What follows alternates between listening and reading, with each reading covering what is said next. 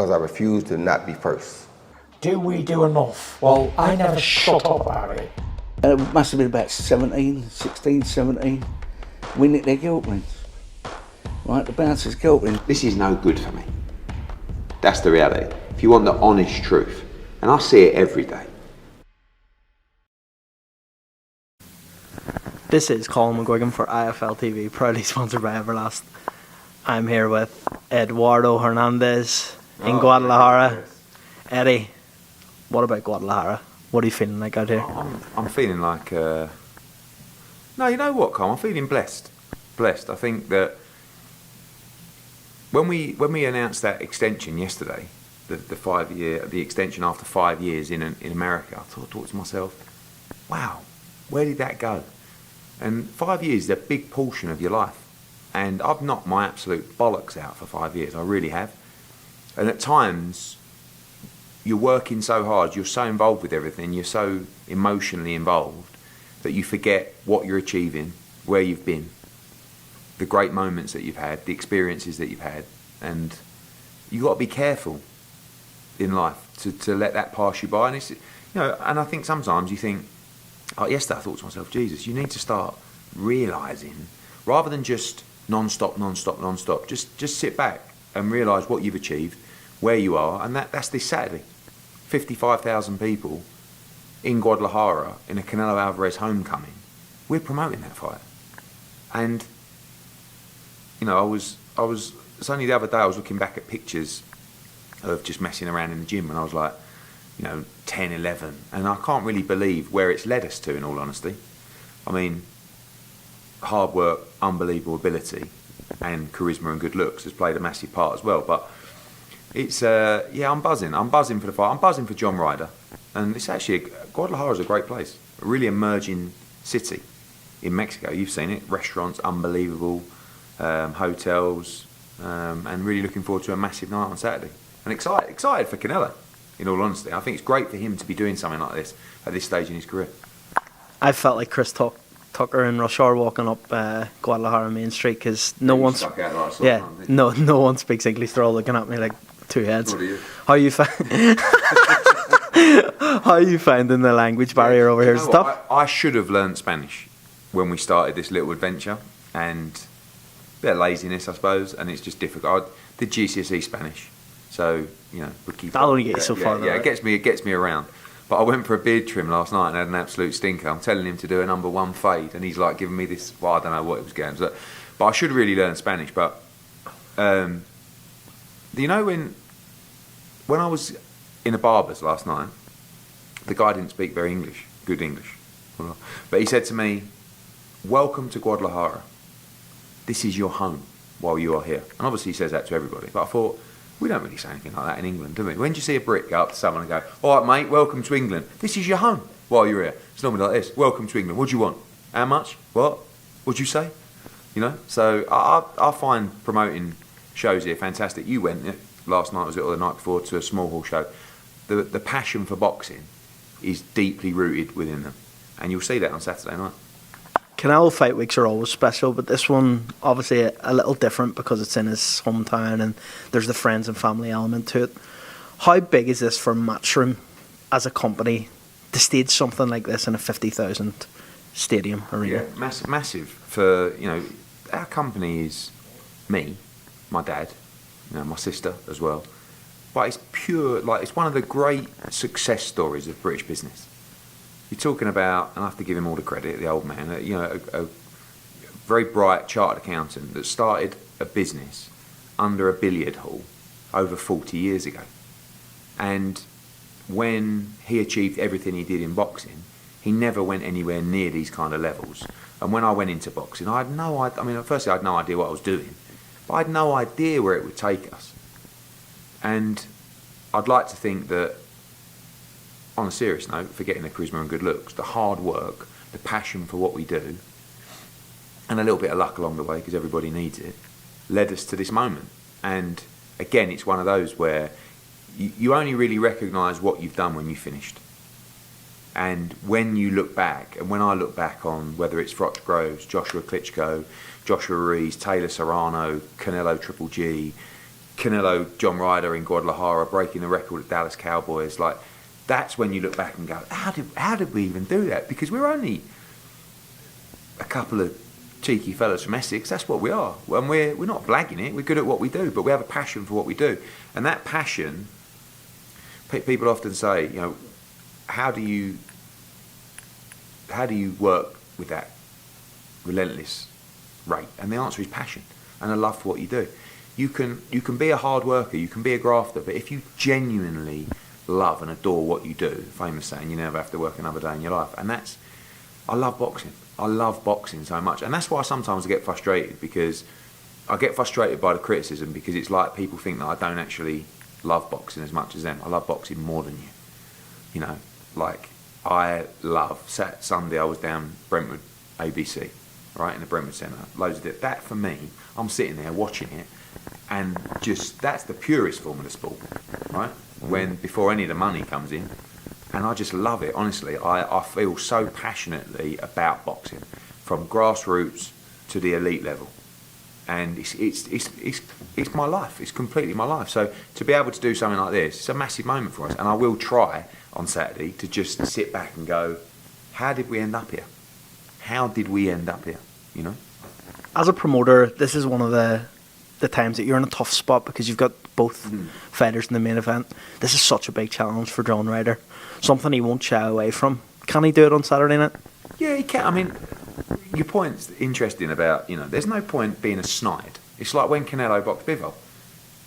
You know, Canelo's become a good friend. He's very important to our business. He's important to Dazn. And then you got, obviously, I wasn't as close with Bivol as I was with John Ryder. Then you got John Ryder, grafted his whole career. We've done our very best, and we've done a good job for him to give him great opportunities, and finally a legacy, life-changing opportunity. And if he wins, I'll be absolutely over the moon for him. You know, and if Canelo wins, I'll be happy for him, and it's business on we go for September. Can he win? Yes. Is it a huge mountain to climb? Fucking yeah. He's fighting the pound for pound number one, or there or thereabouts, in Guadalajara, in front of 55,000 people. Is it a mountain to climb? Everest. But I've never seen John so calm. There's never been a better time to fight Canelo Alvarez, unquestionably. He's coming off surgery, 2, you know, okay performances, but this is John's best chance, and he's a massive outsider. But I'll tell you what, they're right up for it, and they won't come to hear the final bell.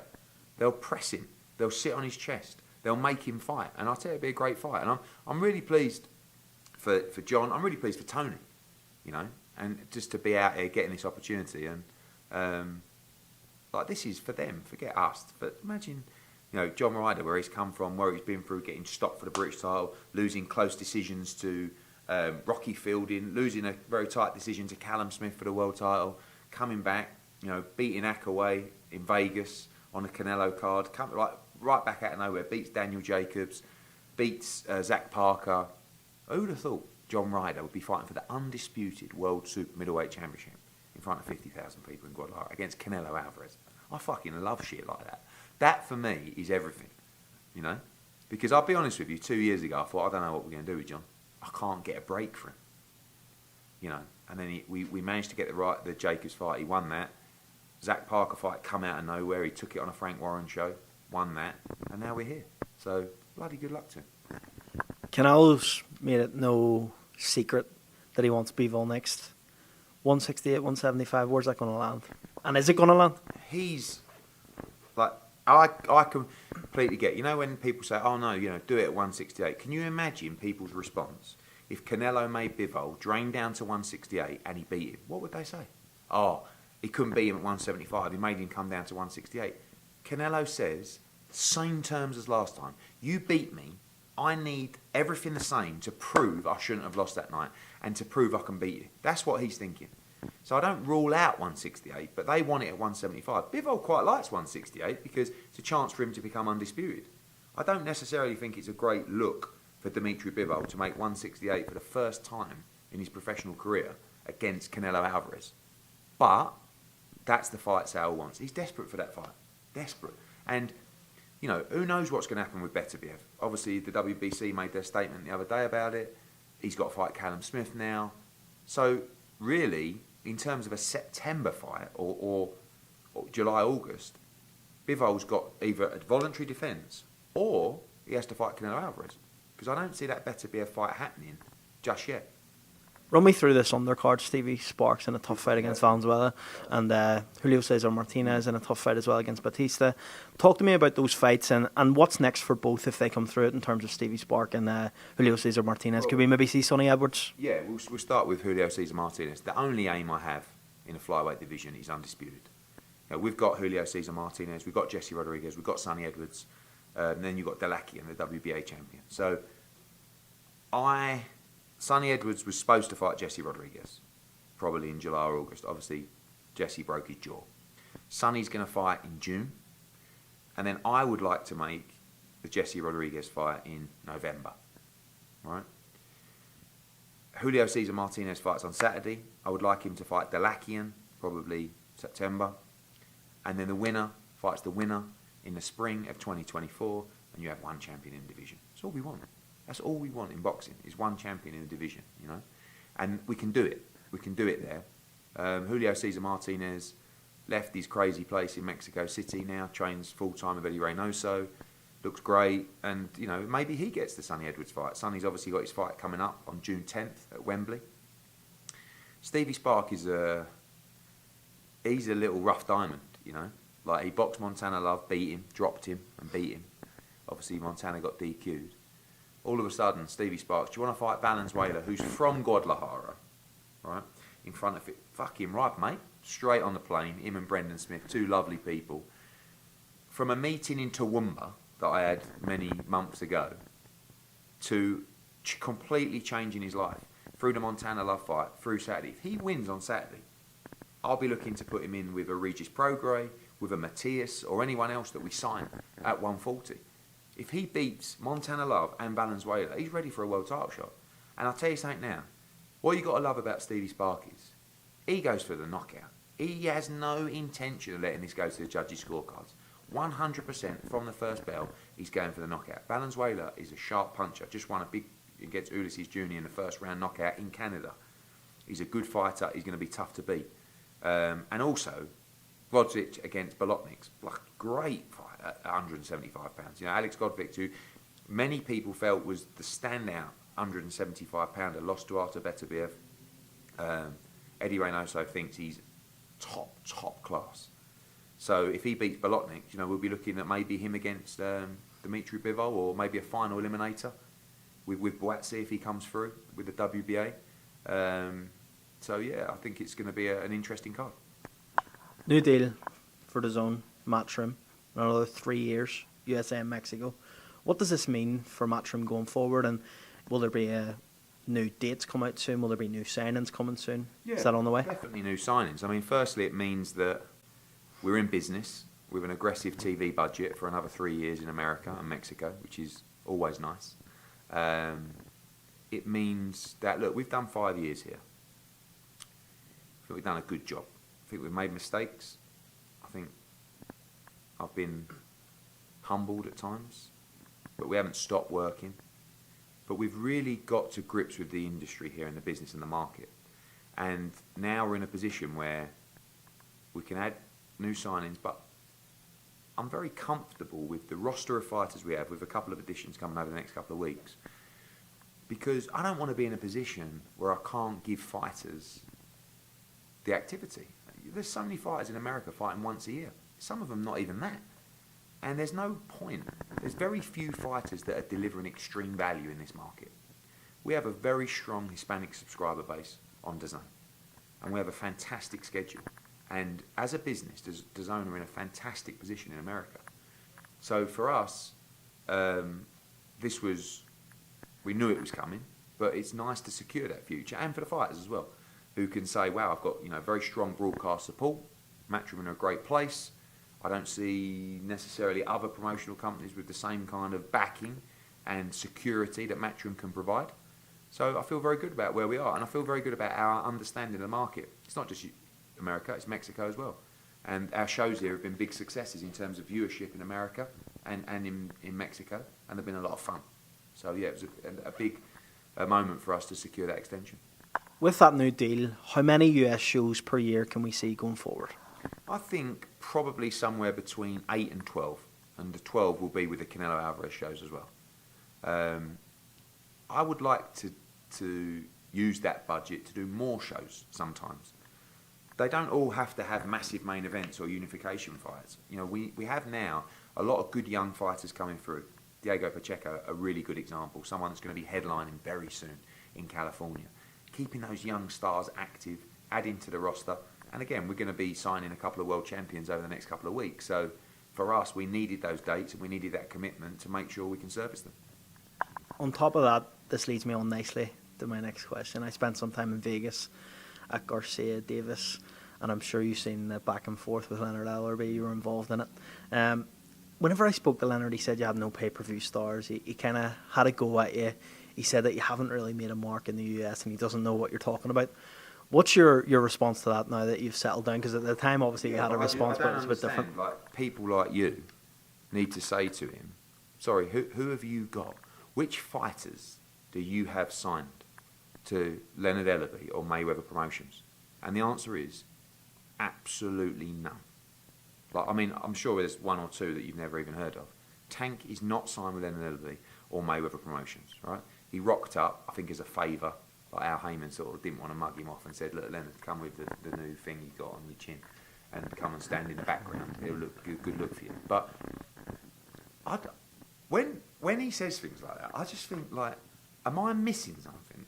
Like last year, we did Canelo Bivol, Canelo Triple G3, Joshua against Usyk, Taylor against Serrano, which filled up MSG, Chocolatito against Estrada. I mean, there's so many more to name. And like, when he says we don't have any stars and we're not doing any big shows, we're about to do Canelo Alvarez homecoming in Guadalajara in front of 50,000 people. We do these like, it's bread and butter for us. So I don't know. It's either that it's like trying to convince someone that we're not doing very well, or complete delusion where he doesn't act like... I would love to sit down with him and just go, Leonard, here's some clips of what we did last year, right? Who do you represent at Mayweather Promotions? They have no broadcast deal. They have no fighters. And I don't... like. I actually think Leonard and Mayweather Promotions did a really good job with Tank. And then they just got, see you later. Do you think we could set up you and Leonard sitting down at a table, me in the middle, have a conversation? But it's a bit like... It's a bit like Man City sitting down with... I don't want to be nasty about any football clubs. Let's take someone random. Slough FC, right? Don't know why that guy... Paul Merson was giving a speech the other day in Slough. I love Slough. Slough's nice. Some nice places around Slough. I'm sorry if you're a Slough fan. But it's a bit like, why would I sit down with Leonard Ellerby? I mean, to give him the... Like, it's bizarre, you know? But it's been a lot of fun with Leonard. And he does, you know... I've got this thing in me that when I see people lose their shit, like Leonard, I can't help it, you know? When was the last time you seen him in person? Probably at the James DeGale Badu Jack fight. How did that go? It was all right. I mean, I turned up and they tried to stick my name off the table. They said, he's not allowed up there. At the press conference. Eddie Hearn's not sitting up on the top table. And I was like, and fair play to James DeGale. James DeGale, where he is. And I sat up there and I was unbelievable, to be fair. I absolutely smashed that press conference. But I don't, you know, like the whole thing, like surely if there's someone entertaining, it's a bit like Dimitri Salita, right? There's so many people out there that don't want to let someone sit on the top table because I don't like him. Like, let them sit there. There's going to be more, like, let's have a back and forth. It's like Dimitri Salita. A lot of people don't really want him around, but I like Dimitri. I think he's quite cute, you know, and I like him. I think he's a nice, and he's going to say something, and he gets it. And the next thing he's having a row with Dillian Wyatt and everybody. This is just this game that we're in. It's just a game. It's just a stage, Shakespeare. All the world's a stage, and we're all just characters. And we all play a part. You know, I'm the lead, but Leonard Ellerby's one of the extras. But it's good. But we should get him involved in because they're good, those ones who come on just for one scene, you know, and have a little bit of a laugh, and then you go, thanks mate, thanks for coming, right, and then off you go. But we all bounce off each other. Like, again, may sound arrogant. Look what I've done for Leonard Ellaby's profile. I mean, the way Leonard Ellaby has used my name to try and raise his own profile. I mean, how many followers does he have?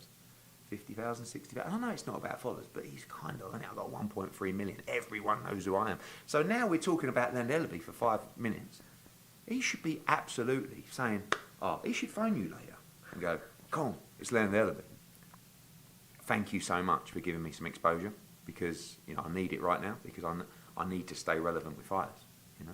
I felt like Vegas was a bit of a dig at Eddie Hearn at times. So next I spoke to Stephen Espinoza, and he I don't understand that there was kind of like an animosity whenever I brought up your name. I love it. You know, when you see the face change. Espinoza, you know, I've seen it so many times over the years. No, he's not. No, he's going on fight.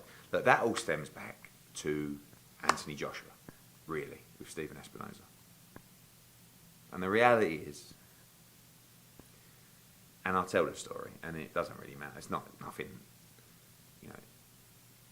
He tried to go, in my opinion, he tried to go around the back door through Rob McCracken to Anthony Joshua, and basically didn't want to have me involved. And they underestimated my relationship with Anthony Joshua.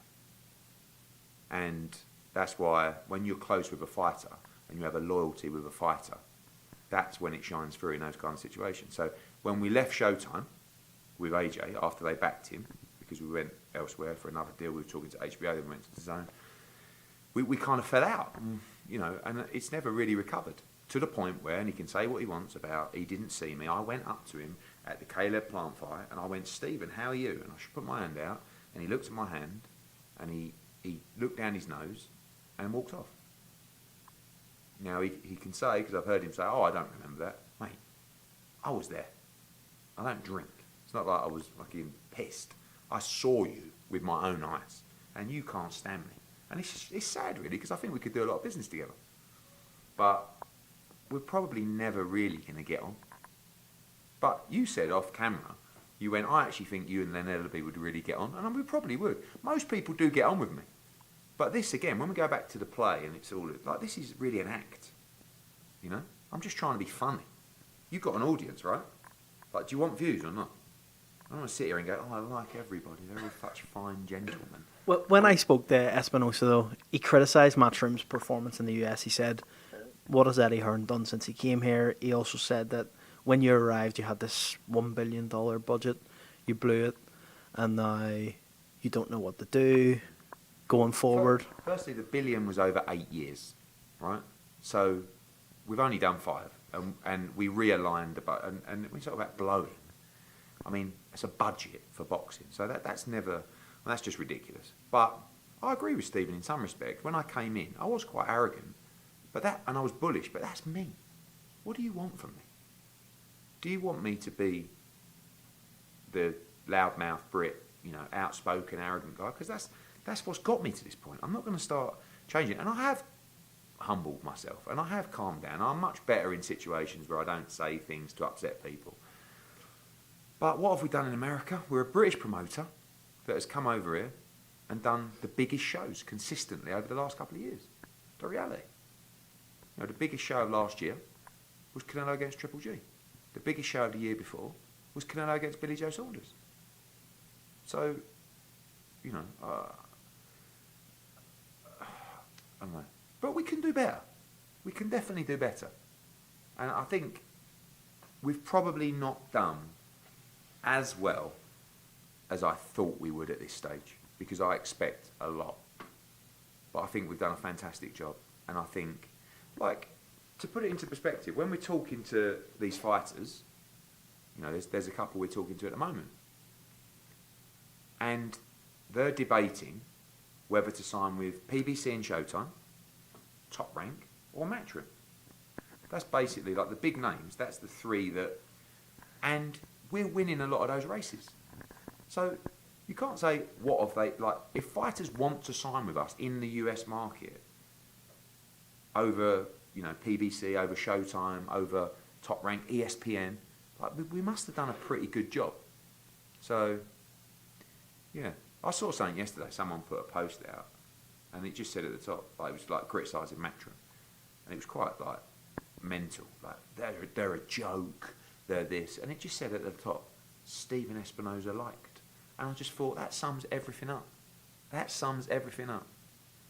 Good old Conor McGregor, eh? We'll go to the next person to take a dig at you. Right, how long we got? I quizzed Oscar De La Hoya. I think it was actually me and you had an interview. And you said something to me about Oscar would act a certain way when he's with you or around you. And then when he's on social media, he'll say, and in interviews, he'll say another thing. So I asked him about it. And I said, like, Eddie said that you're the type of guy who would say something to his face and then not.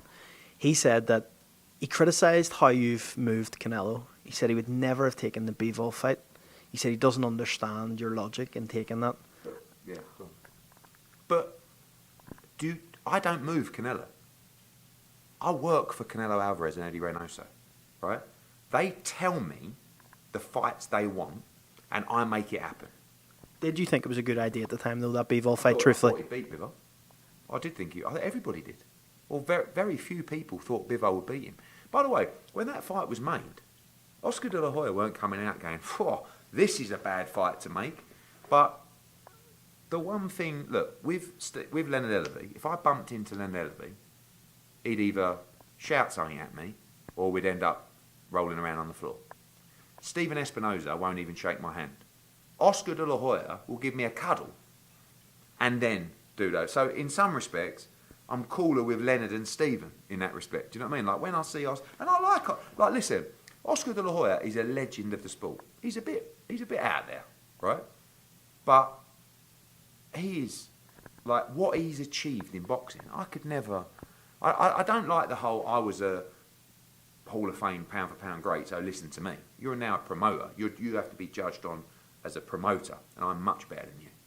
But as a boxer, like, he's achieved so much more in his life than I could ever achieve. And he's a legend, Oscar De La Hoya. So I have unbelievable respect for him. And listen, I also have respect for Leonard Ellerby and for Stephen Espinoza. You're never going to find me saying no respect for those people. Stephen Espinoza, super bright guy, been in boxing a long time. He's tactical, he's clever. Leonard, I don't know enough of, but, you know, he's a grafter and he's been around. So I respect him. It doesn't mean I have to like them. But I'd rather you just said bad things about me and then we knew where we stood, not turn up in Abu Dhabi, Eddie, let's have a selfie, what? Do an interview. Eddie Hearn don't know what he's doing and he's a joke. I'm like, hey? So we don't move Canelo Alvarez. We get told what to do by Canelo Alvarez. Canelo Alvarez wanted to be great. So he took on a huge challenge against Dimitri Bivol, and it didn't. But at the same time, I don't think that's a great look. Oh, I would never have taken the Bivol fight. That was a really tough fight. What do you want? You can't win, can you? You have an easy fight. Look at how they've moved Jaime Munguia.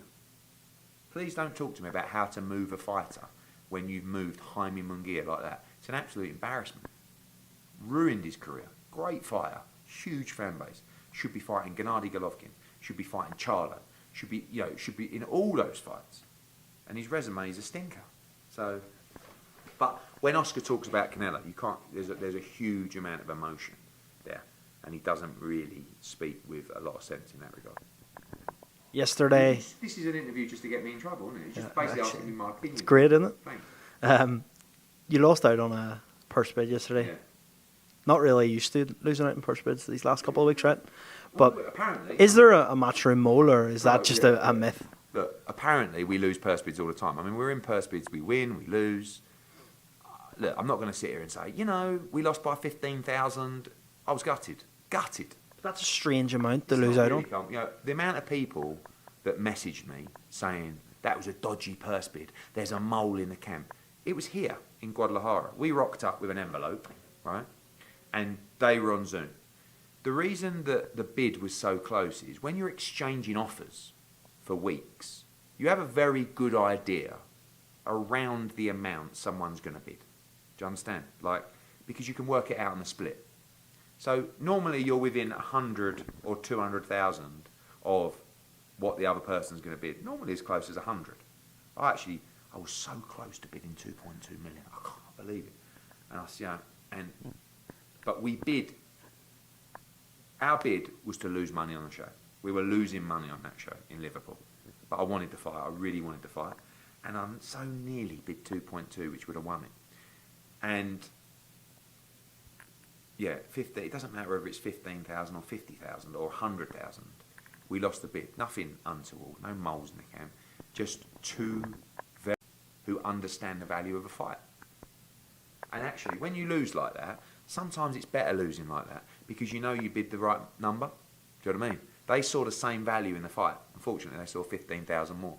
Do you understand? Sometimes if you lose by, or if you bid 2.2 and they bid 1.3, you're thinking, have I actually got this right here? If you bid 2.2 and they bid 3.4, the other fighter's going, what? How have you only bid 2.2? Well, that was our perceived value of the fight. And our perceived value of that fight, even losing money on that fight, was 2.1 million. Unfortunately, it was 15,000 short. So I was gutted. How gutted were you about that? Gutted. I text Callum straight away. I went, fuck, 15,000. I can't believe it. Because I really wanted to do that fight. And look, they've got to stage the fight within 90 days. We may sort something out with Top Rank. I don't know. But yeah, I was. Do you think it goes in Montreal? Yeah. Yeah, I do, yeah. And then, obviously, moving on from that, I do have to ask you about Montana Love, a US fighter of yours. Are you still working with him? When is he next out if you are? What's the story there? After his defeat, it changes obviously the contractual situation. We want to make Montana Love against Richardson Hitchens. It's a fucking great fight. I keep swearing. My aunt told me the other day. I don't see her that often, and she saw me and she goes, "Will you stop swearing?" She watches all my interviews. So if you're watching, sorry, Auntie Dawn. And basically, I want to make Montana Love against Richardson Hitchens. Great fight. And we're talking at the moment, and we'll see if we get over the line. You met Regis Prograis in Houston. How did that go? And do you think that I seen Mike Coppinger, was it right? Mike Coppinger messaged me a week ago saying, "I hear you've signed Regis." I said, "I promise." And it's difficult because I've got such a good relationship with those guys. I don't like to lie to people and say, "No, we haven't," and they don't always believe you because they expect you to lie if you don't want the news to get out there. And I said, "No, look, I promise you, we haven't. We're talking to Regis Prograis as our PBC, as our Top Rank." I think in terms of activity, in terms of promotional push, in terms of importance within our stable, I think we're a great home for him. But Top Rank's a great company, PBC's a great company. They've all got options for him. So nothing agreed, nothing signed, but I hope we can be competitive in that race. I've actually a lot to ask you, so we'll leave some for tomorrow. Thomas Hauser's comments on Anthony Joshua, baffling. I spoke to so many. I spoke to Buncey about it this morning. I spoke to David Diamante. Thomas Hauser doesn't like me for some reason. I don't know why. I mean, there was the whole thing with Dillian Wyatt. That's still going on. I think with a court case. I don't know. Not nothing to do with us. For a reputable journalist, and Thomas Hauser's a super bright guy. I have no problem with Thomas Hauser. Every time I see him, this is a second piece from The Guardian now. The other piece was from Don McRae the other week, which didn't give me a chance to address any comments from anybody. It was a bang out of order lynch job. This piece, it's like you're talking about brain damage in boxing. You're talking about Muhammad Ali. You're talking about dementia. And then you're advising Anthony Joshua to retire. On what grounds? Anthony Joshua has not been really in taxing heavyweight fights. You're talking about Muhammad Ali. Watch Muhammad Ali's career back and look at the fights he was in. Watch the Larry Holmes fight. Watch the Ernie Shavers fight. Watch those, Ken Norton fights. He took punishment. And you don't know Anthony Joshua. You've never spent time in his camp. You haven't talked to Derek James. You're just sitting there one day going, I think Anthony Joshua... You're accusing him of the potential to take damage in fights, but also accusing him of not being aggressive enough in fights. But you're not talking about how good his defence is. You're not talking about how Jermaine Franklin threw 300 punches and landed 45 or whatever it was because of how good AJ's defence was. It was just bizarre. Bizarre. And I really don't like this thing in boxing where people have been around for years and years feel like they have a free pass to talk absolute bollocks. And I said on Parsons' thing yesterday, if anyone needs to retire, it's Thomas Hauser. I read that article and I thought, you are so... I couldn't believe that they were talking about brain damage in sport and like this guy. It's like he just fought Jermaine Franklin and got beaten pillar to post. Dillian Whyte won a tight decision against Jermaine Franklin. Is he all right? And he got knocked out against Tyson Fury in a fight before. Is he all right to continue? But AJ's got to retire because he lost a split to Usyk, 115, 113, and won nearly every round against Jermaine Franklin with a new coach. Fucking mental. I've done it again. Shit. Oh, shit. Oh. Joshua Wilder. Is it going to happen? Do you think it'll happen on the same card as Fury Usyk? You were in Saudi. You had talks with Prince Khalid. I don't know if it's going to happen on the same card as Fury. That's the intention, but I can't speak on behalf of Fury and Usyk. I know that they are very confident. Usyk, Wilder, they're there or thereabouts. Fury, I don't know, and we are there or thereabouts, and we have faith in Prince Khalid and Skills Challenge to deliver that sort of event. So for us, we're in, subject to the final terms, which we know are achievable because we've been there before. So I'm confident that we can make Joshua Wilder for December. In the interim, you've said Joshua will fight end of July, early August. Early August, I think, yeah. Dillian Whyte front runner for that. I don't know. I think we have to see what happens with Wilder. Dillian's obviously on my case for a fight. I think if he doesn't fight Wilder, yeah, 100% it'll be Dillian Whyte. But Dillian's going to want to know what he's doing soon. We are looking at other opponents, but we want to just get this Wilder situation there or thereabouts before we make a decision regarding that summer fight. Moving on from that, we'll finish on this, and I'll finish with one then. So, Conor Benn, where are we at with him? When's he going to be out next? There is a chance he could box June 17. I mean, he's here this week. I've told him to sit down with you guys and do more. Like, now, because of the UK situation, because of the confidentiality, that is confidential apart from every journalist knows about it, he can't actually talk about that anyway. But I said, but you can talk about your next fight. You can talk about the division. You can talk about Ryder. I think he done a bit last night, and I was going to sit down with you guys today. So June 17 is a possibility, but there's a lot going on behind the scenes. He's deep in the UCAD stuff to clear his name, which I think is a positive for everybody. Will that land in Abu Dhabi in the US? I think America. Vegas? Maybe not. Eddie, thanks for your time. We'll catch up tomorrow. Appreciate it. Because I refuse to not be first. Do we do enough? Well, I never shut up about it. It must have been about 16, 17. We nicked their guilt rings. Right, the bouncer's guilt ring. This is no good for me. That's the reality. If you want the honest truth, and I see it every day,